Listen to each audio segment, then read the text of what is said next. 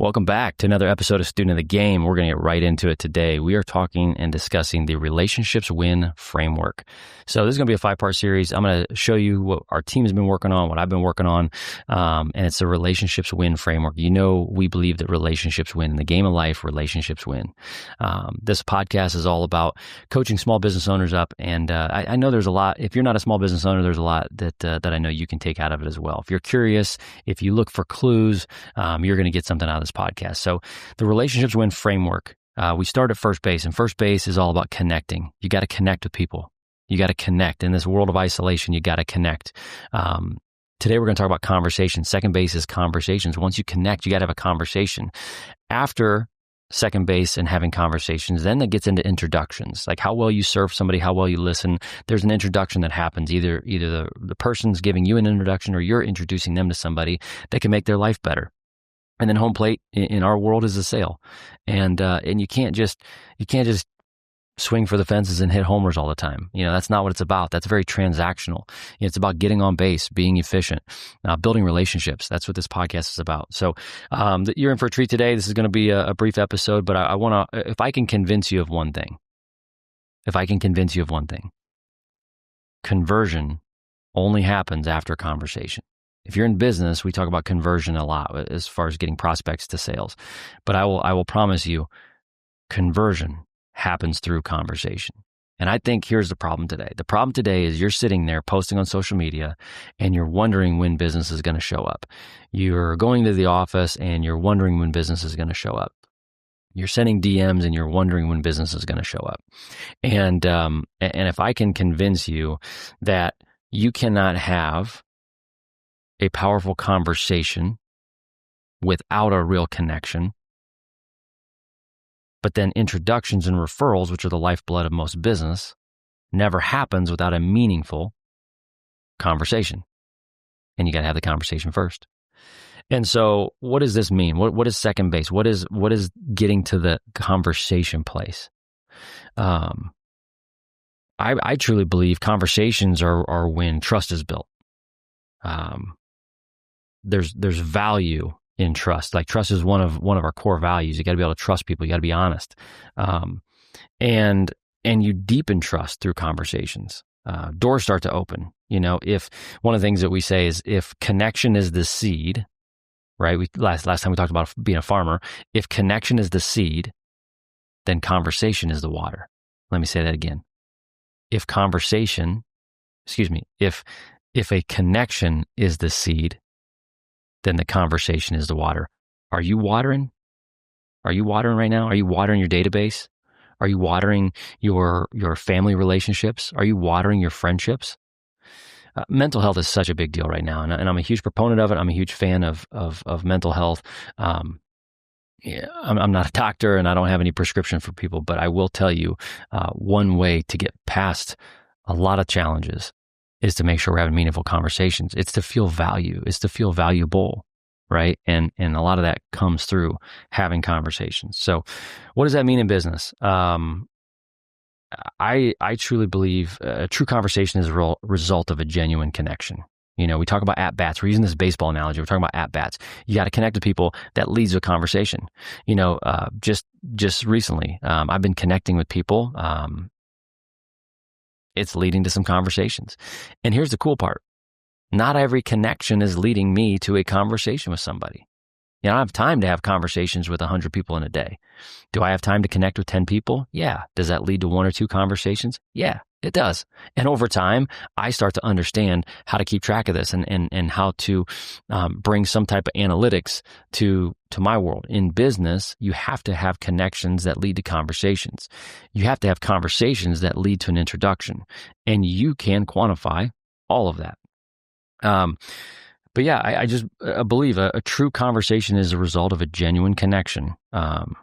And then that conversation is really the gateway to everything that follows. I'll give you a quick, I don't like talking about my kids all the time on this podcast. That's not what it's about, but there's a lot of lessons, right? We talk about being a student of the game is like everything you do, you can pick up clues that can help you out in life. And so staying curious, growing constantly is a core value of ours in business. And so I'm curious. I'm a curious person. My daughter's going on kind of some college recruiting visits now. She's going to be a sophomore, playing basketball. And so we're kind of doing this thing with her, kind of getting her prepped ready for college, even though she's still several years away. But, she's been connecting with some coaches.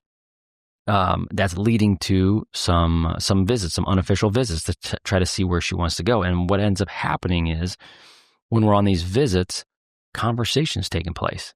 It's funny, we were just on a visit and the conversation kind of stemmed around, what TV shows are you watching? And I can admit I'm boring. I don't watch a lot of TV. I wish I did, actually. I wish I liked it. It's kind of one of those things, like everybody's watching a show. Like, think about, what show are you watching right now? What are you in the middle of? What season are you on?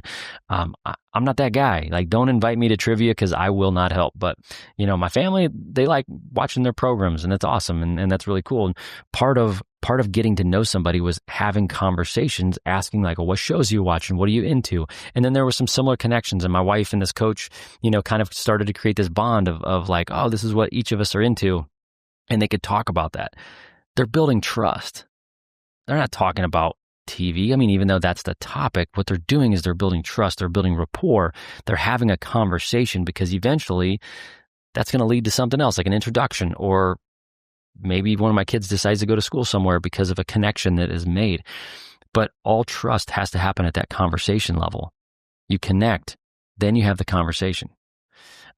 Why is it so important? Because like I just said, conversation is the gateway for everything. All conversion happens through conversation.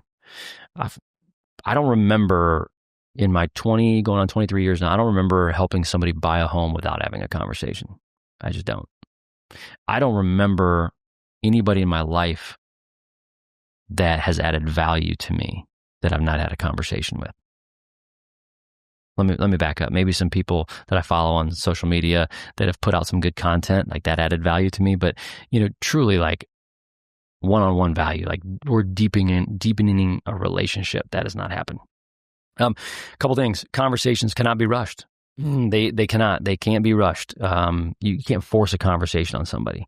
I've got somebody right now in my life that's trying to meet with me, and if they're listening to this, then sorry about you, but they're trying to meet with me and they're trying to pitch, and they want to have a conversation. And this is rushed. It's rushed. Like, get to know me, get to know my business, get to know my family, get to know my schedule, get to know, what challenges I have. And then make the pitch. Let's not start with the pitch. Don't start with an offer for somebody. So it's something that it just can't be rushed when you're having conversations with somebody. And it comes after stacking connections. Think about that. What did I just say? We said, if I'm going to make 10 connections, that might lead to one conversation. So what does greatness look like? We believe, one of my favorite books, A 12-Week Year, and the co-author Michael Lennington talks about greatness in the moment. Greatness in the moment. Can you be great in the moment?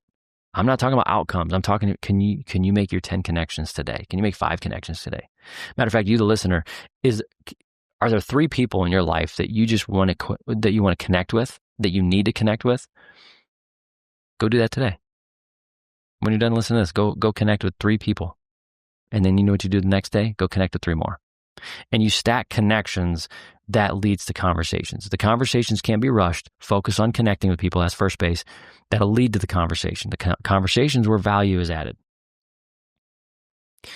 Without conversation, you cannot uncover the needs of the people you want to serve. Without conversation, you cannot uncover the needs of the people you want to serve.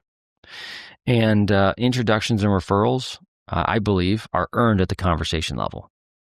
You ever been to an event and somebody's talking about themselves the whole time, and then you leave and you're like, what did I get out of that? My dad and I joke, there's a phrase that we always say, like whenever we talk to somebody that's really kind of full of themselves, like, oh, how'd that conversation go? I was like, great. You know what they said? They said, you know what? Enough about me. Let's talk about you. What do you think about me? You know those people right now. You probably somebody comes to mind that you're thinking of when you're having a conversation with somebody, and it's all about them or all about what they're doing, and they don't ask any questions. We know how that feels when it's being done to us, but in conversation, are we paying attention to that? Are we great in conversations? And I believe that introductions and referrals are earned. They're earned in this phase. You don't know what introductions are going to be made. You don't. You may be having a conversation with somebody and I don't know, you just tell them how busy you are and how overwhelmed you are, and they may introduce you to a wonderful house cleaner, and they pay to get your house clean for you because they know you're under a lot of stress right now and you got a lot going on. You don't know what introductions or connections. I told you on the last one, like I've been given tickets to sporting events or, crazy things in my life have happened because of an introduction or connection. It's not a net result of I'm going to connect with somebody and I want to make a home sale. I want to sell somebody a home right now. No, that's an outcome of a process. And I have to stack connections that lead to conversations. And then I have to stack these conversations.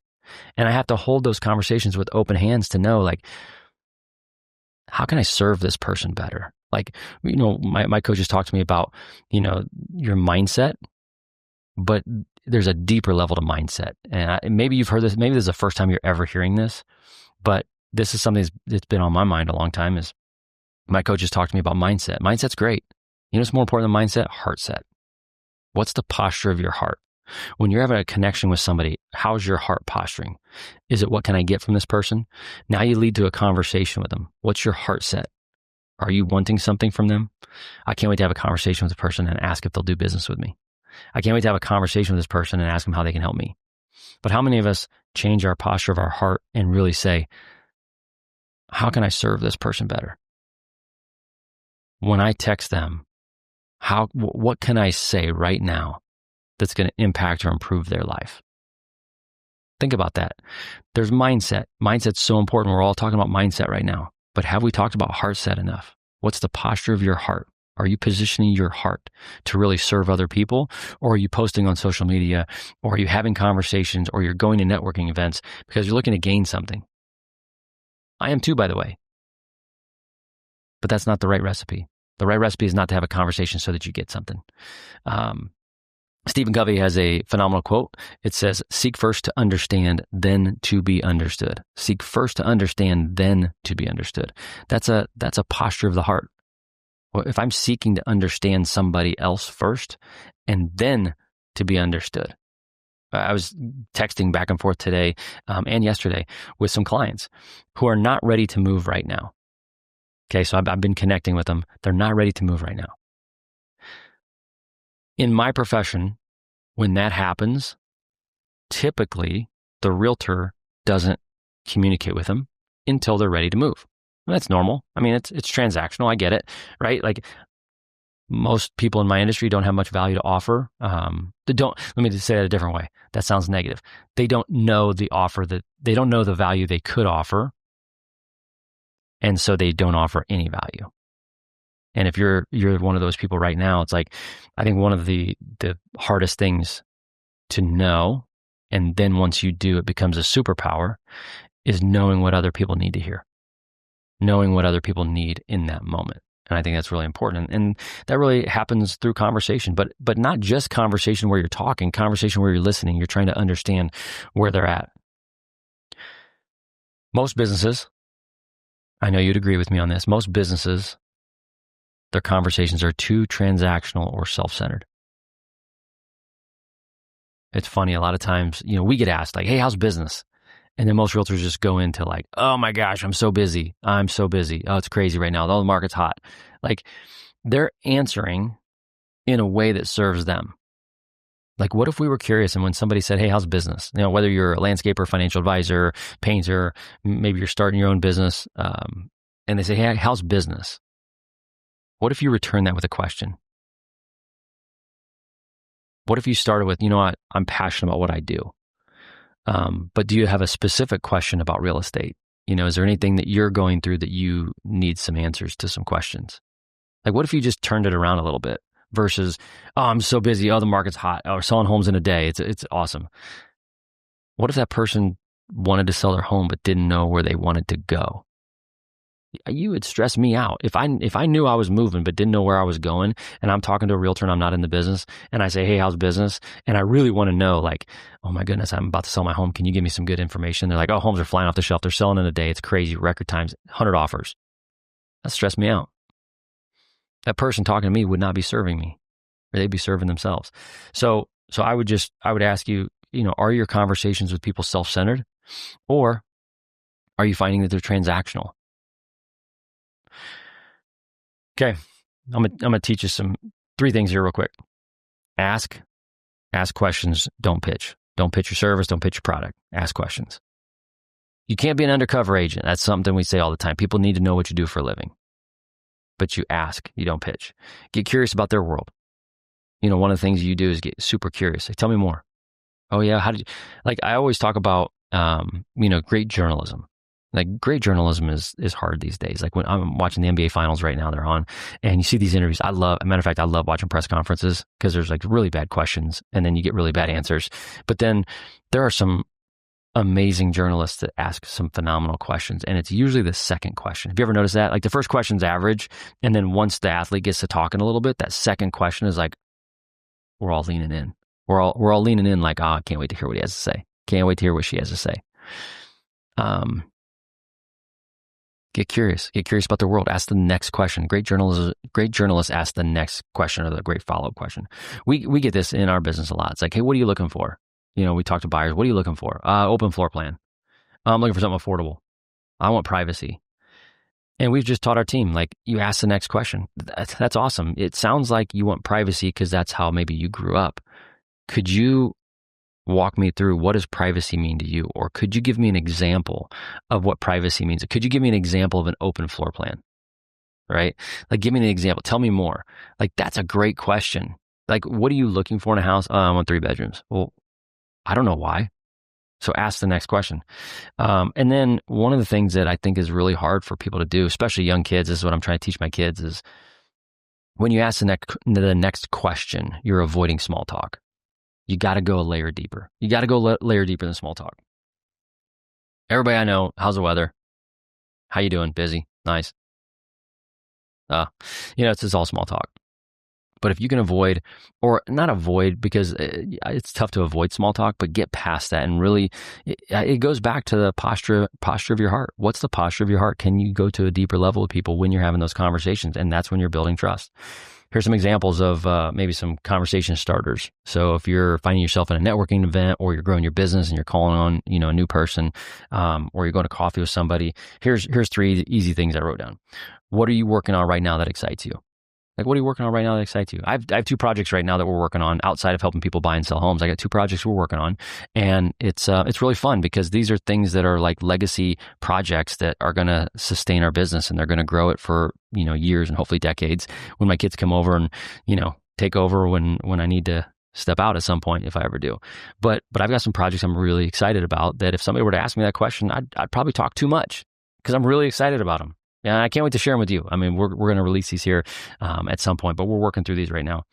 What's been a big challenge for you lately? So what excites you, and then what's been a big challenge for you lately? I can tell you some things, every business, every company has challenges. And if you avoid talking about them, you kind of seem, not normal. Everything's perfect. It's kind of what social media does. It shows every business and every person is perfect. Everybody's living their best life. And we all know that that's not true. And then I love this question. If I could connect you with anyone, what kind of person would that be? Another way that we've said this at our networking events is, who's somebody you want to meet? That tells me everything I need to know about your business. If I ask you this question and you're prepared for it, I'm engaged. If you're not prepared for it, I don't know how to help you. Hey, who's somebody you would like to meet? The microphone's on, it's hot. I'm going to tell you who I want to meet. I want to meet people going through a lifestyle change that needs to make a change in their housing. That's what I want to meet. And those people are people that are graduating college, buying their first homes, people that are moving out of an apartment, buying their first homes, first-time buyers, they're getting married. We've helped a lot of people going through divorce. Unfortunately, that's a tough time, and we need to sell a house, and maybe both spouses need to buy another one. Job loss, people can't make their payments anymore, or they're relocating because they're going to find a new job in a new area. We've helped a lot of people downsize. With the baby boomer population, we've helped a lot of people sell their family homes and move into a villa. These are all people going through lifestyle changes. I want to meet people going through a lifestyle change that needs to make a housing change. Or maybe they're going through a lifestyle change and they need to have a conversation at a kitchen table and they don't need to move just yet. Maybe they want to buy a vacation home. But there's some type of change in their lifestyle, which then warrants a change in their housing. Those are the people I want to meet. If you know who you want to meet, it is so much easier to network with people. It is so much easier to get what it is you're looking for if you know what you're looking for. A buddy of mine out in California, they moved to a new area, and his family was looking for churches. And for months, they just went to different church.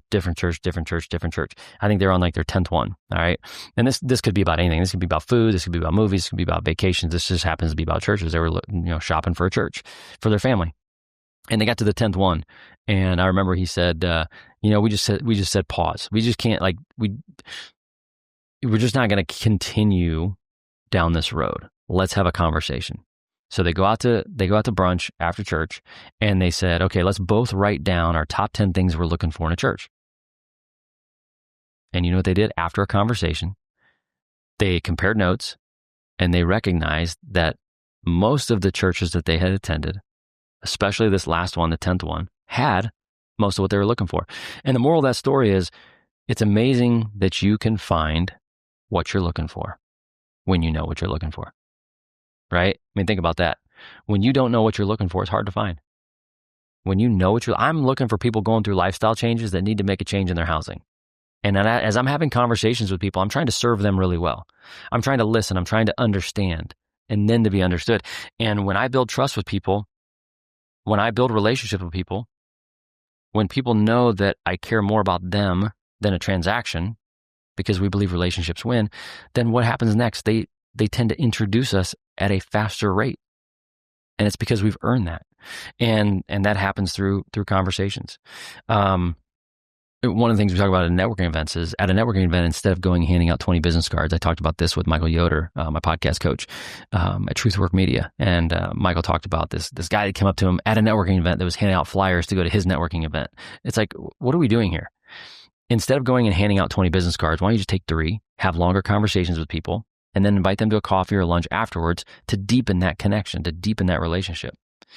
One of my favorite books is The Go-Giver. If you haven't checked this out yet, check it out. There's 5 laws of the Go-Giver. I won't go over them here. Hopefully at some point I can interview one of the authors. It's a fantastic book. It outlines the importance of value-driven conversations. How do you build a relationship? Through conversation. How do you build trust? It's through conversations. One of the laws, the key law, says your income is determined by how many people you serve and how well you serve them. Your income is determined by how many people you serve and how well you serve them. I found that to be true in my business. After 23 years, I'm overnight success, but no, it's because I've had a lot of connections, a lot of conversations with people. I've built a lot of trust, and I believe conversations allow you to serve and not sell. Back to the example I was given a couple minutes ago, I've been reaching out to a couple clients that have been pausing on their house purchase, on their home purchase. They're not quite ready. And so a lot of times realtors in my position, they wouldn't reach out at all. And then I reach out and I specifically told one of them, I said, just want you to know, our team is built to serve you really well, even when you're staying in your home. Our team is not built just to sell you a home. Our team is built as like a concierge level service that if you need something for your current home, if you're looking to save some time or reduce any stress that comes with home ownership, call us. We can help out. We know a lot of great people, a lot of great tradespeople. Lindsay with Noll Team Interiors has a long list of vendors and people that she trusts that can come into your home, do a great job, help you keep more money in your pocket, not overcharge you, charge you a respectable wage so that they can feed their family. And we can serve you even if you want to stay in your home. And that's kind of why we built Noll Team Interiors, is to serve people who want to stay in their home. More about that later. And then through conversations, you learn what people actually need and not what you assume. You know how many times, this happens with Lindsay all the time, but even my kids, like I assume I know what they need and I don't. And I have to have a conversation with them. And I had a tough conversation with my oldest last night. And I didn't feel like I did a great job in that conversation.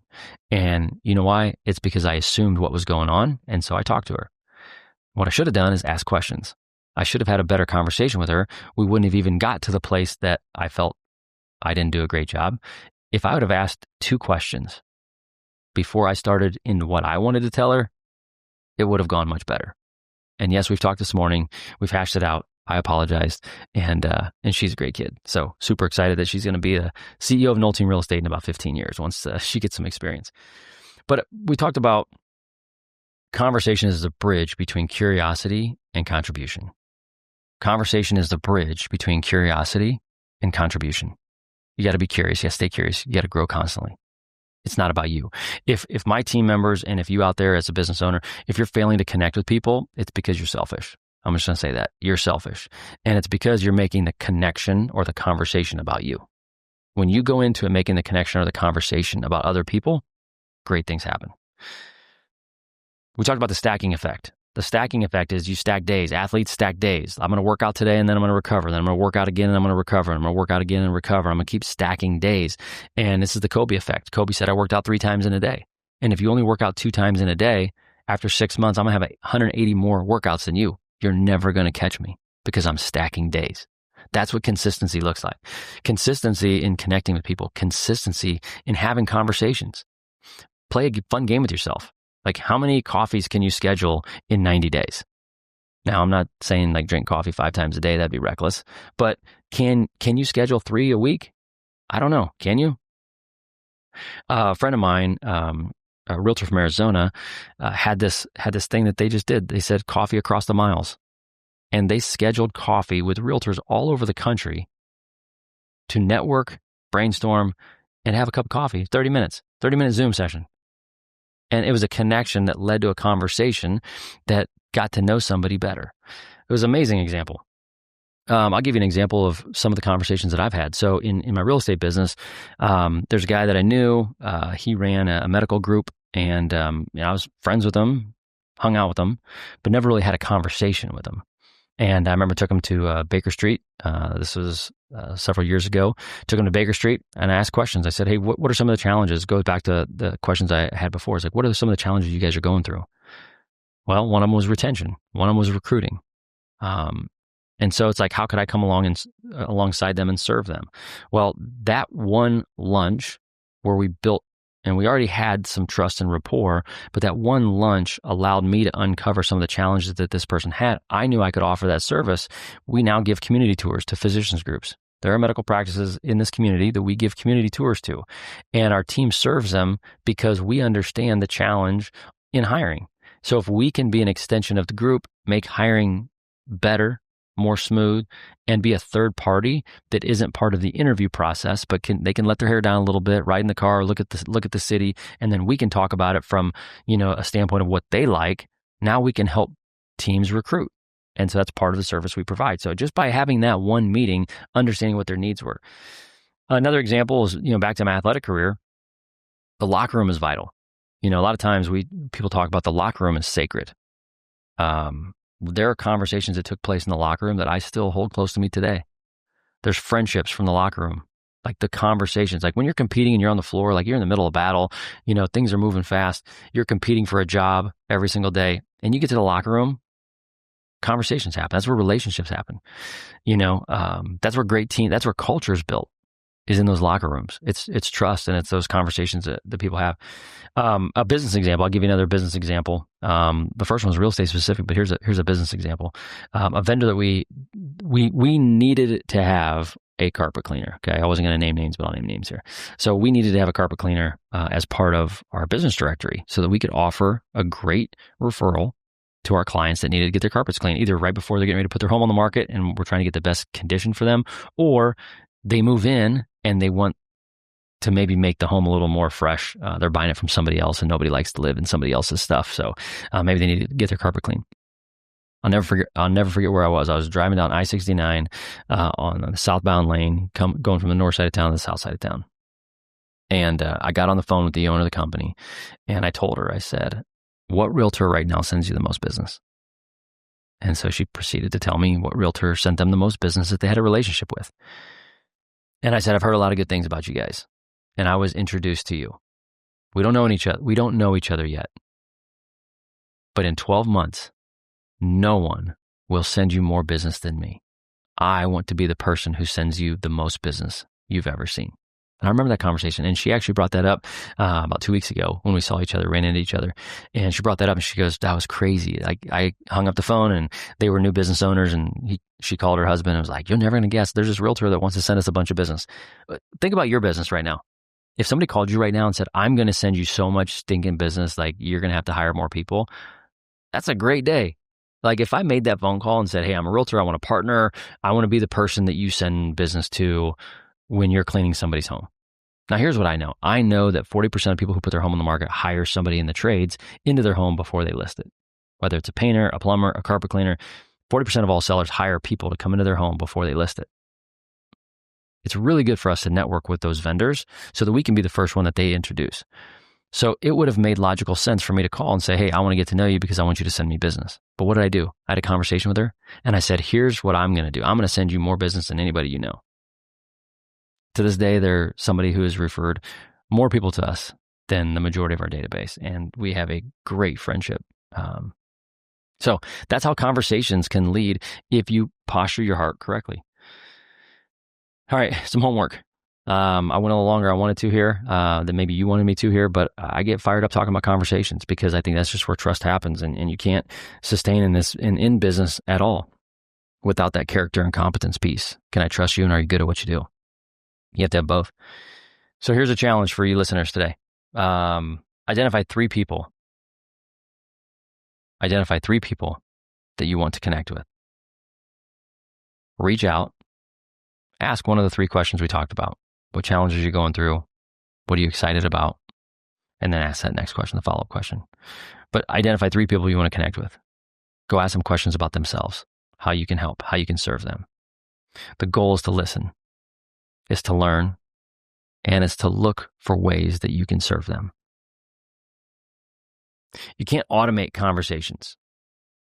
You can automate some connections, right? You can have an email campaign, a drip campaign, postcards. You can automate some connections. Social media, you can automate some of these connections. They're not deep connections, but they're connections. But you can never automate conversations. That has to be initiated. My encouragement to you is initiate those conversations. Don't wait for people. I think one of my gifts that I have is I take action. And I'm going to encourage you to take action. I wasn't always like that. I had to grow. I had to get out of my own way, right? Like I was that selfish person that made it all about me. Like, oh, they don't want to hear from me. I don't know what I'm going to say. Well, guess what? Now I know what to say. Hey, how can I help you? Helping others win is the single greatest tool you have in life. Helping other people win. So you can't automate conversations, but you can initiate it. So if connecting is first base, then conversation is the moment the game shifts. You can't skip it. Don't fake it. Be the kind of person who listens with intention and gives without expecting. It's really where the magic's at. I think we've all heard this Zig Ziglar quote, but if you haven't, and this is the first time, I'm going to bless you with it. Help enough people get what they want, and you'll have everything you want. Let me say that again. Help enough people get what they want, and you'll have everything that you want. All right, this week, let's practice some meaningful conversations. Let's change the posture of our heart set, not just change our mindset, but get into the heart set. How's your heart? Your mind can be like, I want to serve people because I get. And once you change your heart, I'm going to serve people because I want to serve people. And then the blessings occur, then the outcomes occur. But I really believe you gotta change that. So we've talked about conversations today. Hopefully this has been impactful. Whether you're in business or you're not in business, having conversations with people, getting around second base, on your way home, that's really where winning starts. You got to connect with people. You got to take action. Connecting is about taking action. Having conversations is about getting out of your own way and trying to understand where other people are and how to really serve them. Please read The Go-Giver. It's a fantastic short read. It's a great book. It's fundamental. Conversations in the relationships win framework is what we call second base. And second base is where trust is built and needs of other people are discovered. Don't just make contact. Set out to make conversations. Thanks for listening today. Next week, we're going to talk about third base, which is the power of introductions and how giving them changes the game. A lot of people think introductions are all about referrals. I love referrals. I'm never too busy for referrals. A lot of people say, I love your referrals. But let's talk about introductions. Okay, let's talk about introductions. That's going to be on the next episode. Thanks for listening. If this was helpful, screenshot this, tag me on social media at Brad Noll, and I'll make more content just like this. Remember, in the game of life, relationships win. Have a good one. That's a wrap.